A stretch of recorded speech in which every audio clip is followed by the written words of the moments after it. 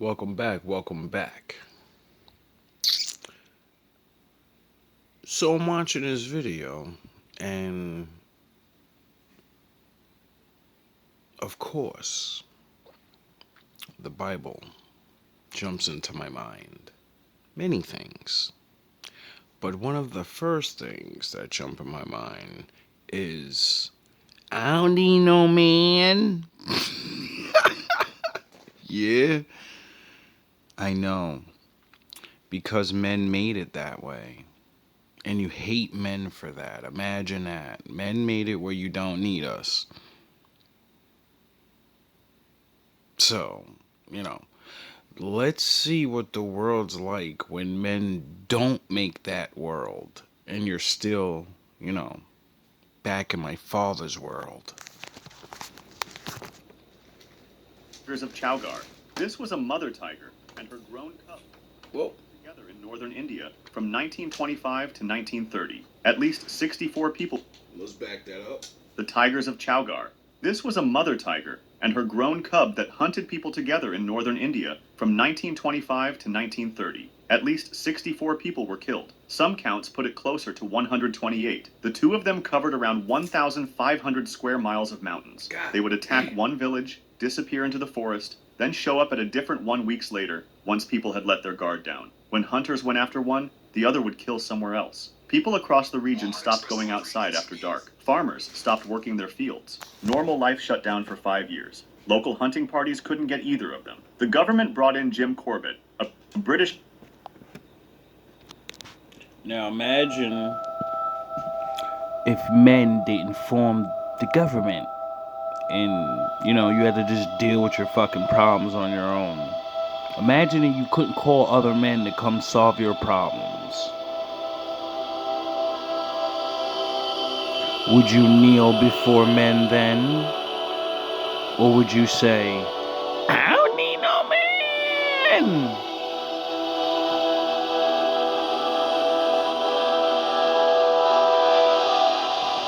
I don't know. I think things would be around the same. My father said there's nothing new under the sun,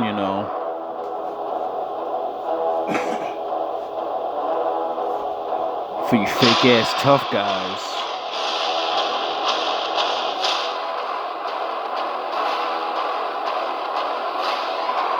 What would you do?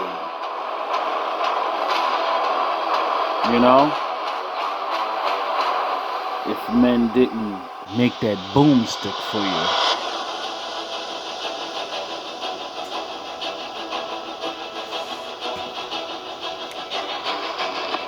It's amazing how other men give men power. And then those men hate those men.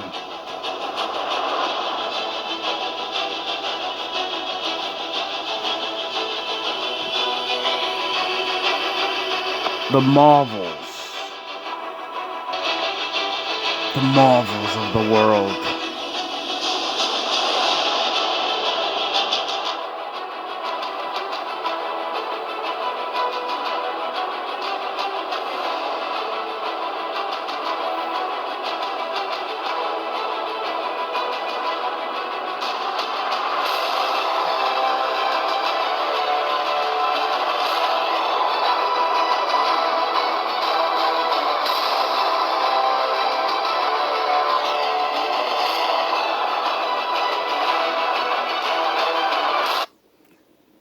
Now, I'm not saying I like everything, but I do know to be appreciative.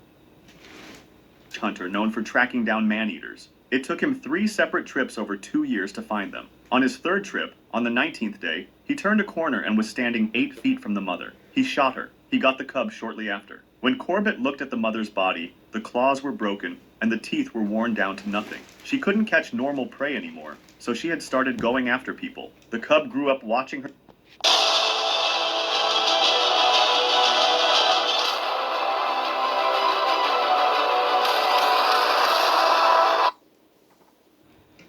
No, it didn't go crazy and I wanna eat men now. No, my teeth are broken and I can't catch the faster things. So I'm gonna go after those slow things.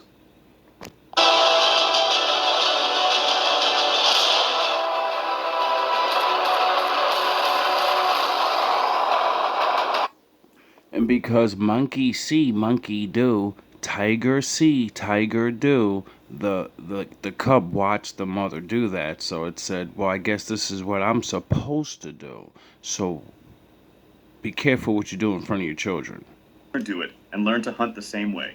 The Osama crocodile. In Lake Victoria, Uganda, a Nile crocodile spent 14 years hunting people along the shoreline. Between Jesus Christ. 1991 and 2005, it killed around 83 people. The locals named it Osama. The Oh, Osama. Really? Crocodile that ate black people?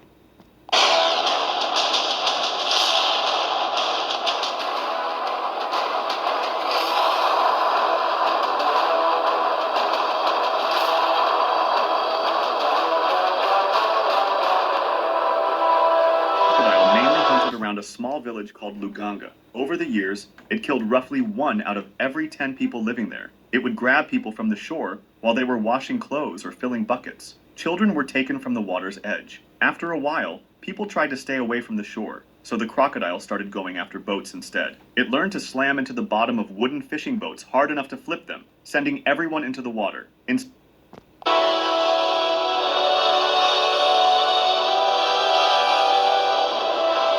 don't need no man. Yeah. Yeah, you're right.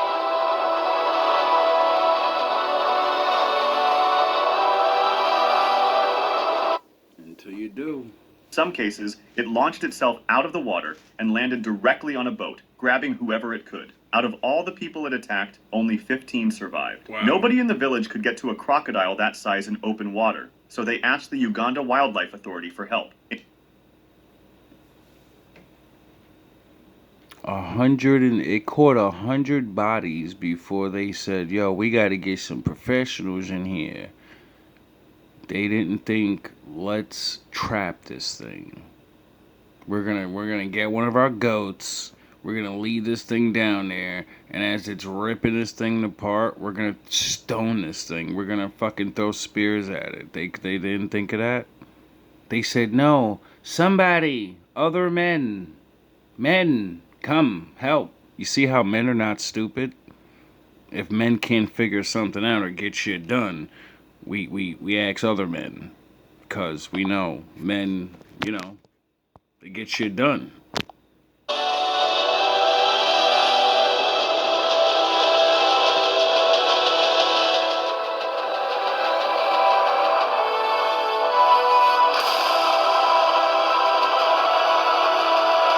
But what if those men weren't there?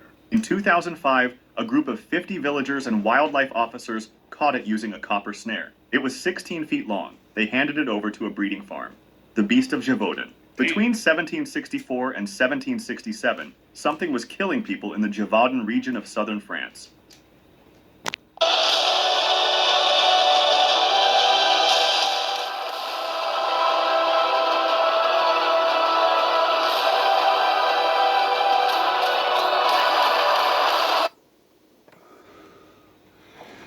So, when you're shitting in America and you're complaining about the local cat or the possum, remember, there used to be really big animals over here too. You remember? Somewhere between 60 and 113 people were killed. Most of the victims were women and children. People who saw it said it looked like a wolf, but bigger than people in the Gévaudan region of southern France. Somewhere between 60 and 113 people were killed. Most of the victims were women and children. I don't need no man.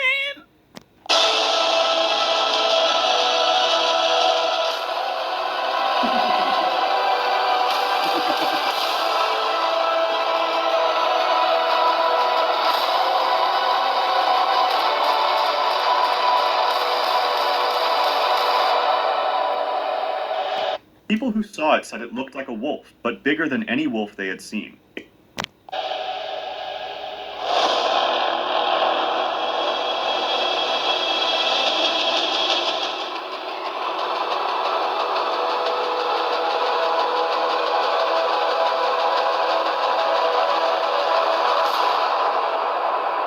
It had reddish fur, a dark stripe down its back, and a wide head. The first known victim was a 14-year-old girl named Jeanne Boulet, who was attacked while watching sheep. After that, the attacks kept coming, and the animal was killing in broad daylight. Local hunters tried to track it down and failed. King Louis XV eventually sent his best hunter to deal with it. In September 1765, the hunter killed a wolf, and the attacks stopped. Weeks later, they started again. People kept dying for another 2 years. More hunters came and failed. Armed with glories and the shining bronze, born of lightning and forged by fire. 1,000 tribes before us and 1,000 tribes more. We will fight for right and honor, men of victory, men of war. Under the light of the morning star, star of warrior initiation, the drum sounds off from high battlements, echoing in the valley of the deep-chested bear. Total victory is our birthright. We claim what is ours. We take what is ours. A local farmer named Jean Chastel finally shot a strange-looking wolf on June 19, 1767. When they cut it open, they found human remains inside its stomach. After that, the attack stopped for good. Nobody ever figured out what it was. Some say it was a wolf. Others say it was a mix between a wolf and a dog, or an escaped animal from somewhere else. Chiengi Charlie. This was a white-furred lion with a short tail that hunted in the Chiengi district, on the border of what is now Zambia. In 1909, the lion and 2 other males started attacking villages together. Between the 3 of them, they killed somewhere between 90 and 100 people. The 3 lions would go from village to village, attacking at night. They never hit the same village twice in a row. Everyone in the area knew what Charlie looked like because of the white fur, but people living there had no guns and no way to fight back. Hunters set traps across the area, and Charlie got around all of them. Every time a trap was set up in one spot, he would just move to another. The best shots in the country were brought in, and none of them could get him either. When hunters showed up, the lions would go quiet for a while, sometimes weeks. Once the hunters gave up and left, the attack started again. Everything.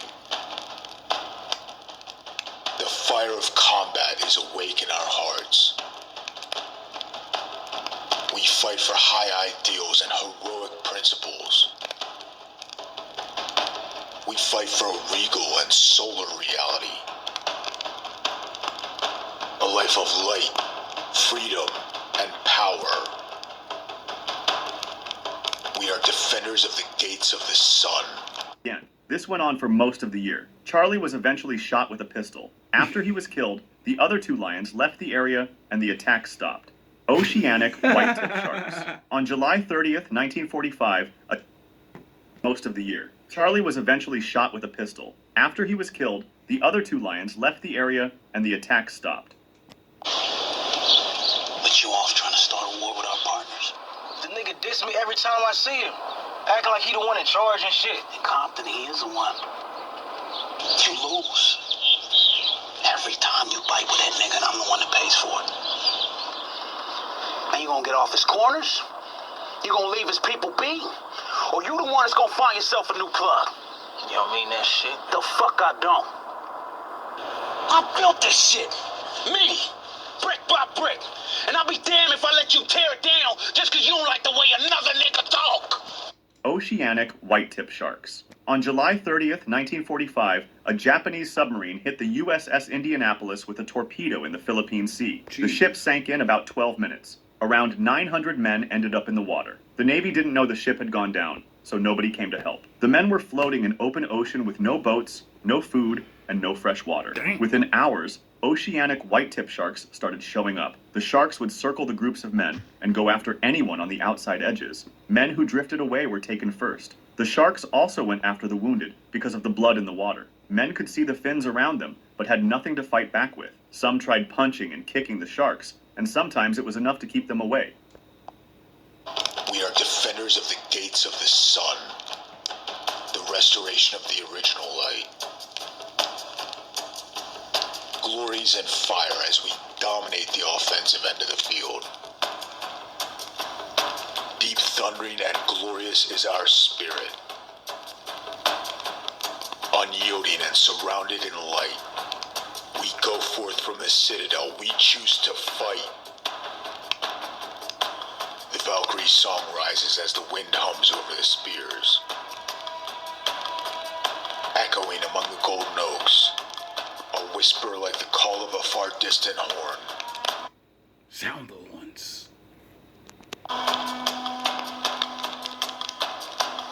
This went on for 4 days. As the men got weaker from thirst and the sun, they started drifting apart, which made them easier to pick off. When a Navy plane spotted them and rescue ships showed up, only 316 out of the original 900 were still alive. Somewhere between 50 and 150 were killed by sharks. The rest died from drowning and swallowing salt water. It is the deadliest shark attack in recorded history. The leopard of Rudraprayag. This was a male leopard that killed over 125 people in the Rudraprayag district of northern India between 1918 and 1926. The area sat along the pilgrimage routes to the Hindu shrines of Kedarnath and Badrinath, so thousands of travelers passed through every year. The leopard would break into homes at night, drag people out of their beds, and take them into the forest. People started barricading their doors after dark, but the leopard would get in through the walls or the... We repeat what has happened above, thereby filling our actions with sacredness. Our fight is the epic, eternal fight. Could you even imagine? Like, seriously, could you even imagine a leopard coming through your wall? Like, oh my god, the things other people gotta deal with. roof. Hunters set steel traps for it, and the leopard pulled free. They put out poisoned bait, and the leopard left it alone. The British government put a reward on it, and over the years an estimated 20,000 hunters and soldiers tried to kill it and failed. The leopard likely started eating people after the 1918 influenza outbreak. So many people died during the pandemic that bodies were left out in the open because there weren't enough people to cremate them. The leopard fed on the dead, and once the bodies stopped, it started hunting the living. And every triumph on every battlefield, within and without, is another victory to reclaim this world in the march of eternal pure light, to restore the golden age. Tim Corbett was brought in and spent 10 weeks tracking it. He shot it on his last night in the district. The Tsavo man-eaters. In 1898, the British were building a railway bridge over the Tsavo River in Kenya. Over the next 9 months, 2 male lions started hunting the workers. The lions would come into the camps at night and drag men out of their tents. Jeez. The workers built thorn fences around the camps. The lions got through them. They built fires. The lions came anyway. At first, the lions would take the bodies into the bush to eat. After a while, Like, that's got to be the most terrifying thing in the world. You're in a camp with somebody and you hear your friend get dragged off by a lion. And there's nothing you can do because you're stupid enough to go out there with no weapons. Like, because I don't see myself going to where I think lions may be. And not, trying to be prepared for that, because they're not people. They're not going to talk to you. They're not going to reason with you. They're going to do what they're built for. We perform wonderful deeds of valor. We are impeccable forces of the good. Now imagine if men didn't have that in their heart. Imagine if all men were the same, like women always say, oh, you're all the same. Imagine if we all really didn't give a fuck. And said, really, you're all on your own. If you don't have the skills, well, that's your problem. Pay me. they started feeding right next to the tents. Both lions had no manes and were over 3 meters long. DNA testing done years later showed they were brothers. One of them had a badly infected tooth that made it hard to catch normal prey. Hundreds of workers left the site. Construction stopped. The British Prime Minister was told about it in Parliament. The head engineer on the project, Colonel John Henry Patterson, went after them himself. He shot the first one on December 9, 1898. It took 8 bullets. He got the second one 20 days later. Patterson said they killed 135 people. Modern testing on the bodies puts the number closer to 35. Both lions are on display at the Field Museum in Chicago. The Taladas tiger. In the Kumaon area of northern India, a Bengal tiger killed around 150 people over 8 years in the early 1900s. The tiger would come into a village, grab someone, and drag them into the forest before anyone could do anything about it. The villages in the... You know? So when you think, women, like, you know how women now, they're like, I couldn't imagine them back in the day. Like, women, I would do whatever I want, just like now. Are you sure? Now you understand why, like, you had to, like, kind of go outside with a man? You know? Even as time got modernized. Because there's dangers out there. There are things out there that are not playing. And they're looking for you. You know? You know? You don't get that. The area were small and spread out, and most people had no weapons. Hunters tried to track the tiger, but the thick forest and steep hills made it hard to follow, and the tiger never stayed in the same area for long. People still had to go into the forest every day for firewood and to work the land, so the attacks kept happening. Jim Corbett was brought in to deal with it. Forces of the good. We fight not only as warriors, but as champions. We are warriors of bronze and champions of gold. Regular men. He tracked the tiger and shot it. That ain't regular. When he looked at the body, he found porcupine quills buried deep in the legs and paws. Some of them had been in there for years. Tigers will sometimes go after porcupines, and when they do, the quills can get stuck and work their way deeper over time. They cause infections and constant pain. A tiger with quills in its legs and paws can't chase down a deer or a wild boar. Gustav. This is a Nile crocodile that lives in Burundi, in the waters between the Ruzizi River and the northern end of Lake Tanganyika. Since at least 1987, the crocodile has been killing people along the shoreline. Wow. The number of deaths blamed on Gustav is anywhere from 60 to 300. Nobody knows the real number because many of the victims were taken from the water and never found. The crocodile is believed to be over 18 feet long and around 2,000 pounds. What? At that size, it is too slow to catch fish or smaller animals, so it goes after larger ones. It has been seen taking down adult hippos. It sometimes kills several people in a short stretch before moving to a different part of the river. Gustav has been shot at multiple times, including with an AK-47. Can we stop calling these fucking things like crocodiles and shit? And like, can we actually just call them a dinosaur? Like, when you learn the physiology of it, and that the thing never stops growing, only if it's in a closed environment. If it gets bigger environment and keeps eating, it keeps growing. Plus, for the simple fact that those things are immortal. They don't die.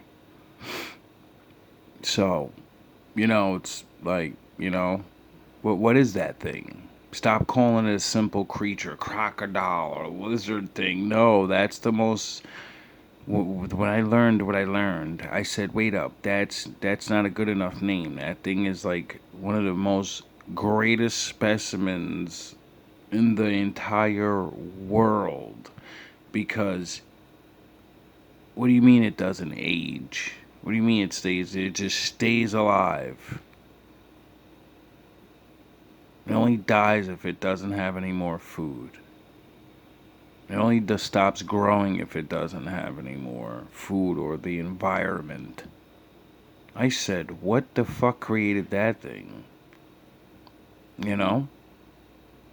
Did my father make that? 'Cause that's like magical and shit, you know? He has bullet scars across his body and one on the top of his head. In 2004, a team of scientists built a 1-ton steel cage to try to trap him. They spent 2 months in the area and never caught him. The name was given to him by a reptile researcher named Patrice Fay, who spent years studying him. The last confirmed sighting was in 2015. The leopard of Pinar. So this thing's still fucking Jesus. I mean, it's 2026, so, you know, somebody might have got lucky, got it, but bullets ain't stopping this thing? Like, what? We had a Tupac crocodile? A cholera outbreak hit the Pinar area of northern India in the early 1900s. So many people died that the bodies were left out in the open because there weren't enough people to burn them. A male leopard fed on the dead, one in the dark, and then tracked the wounded animal through the forest on foot.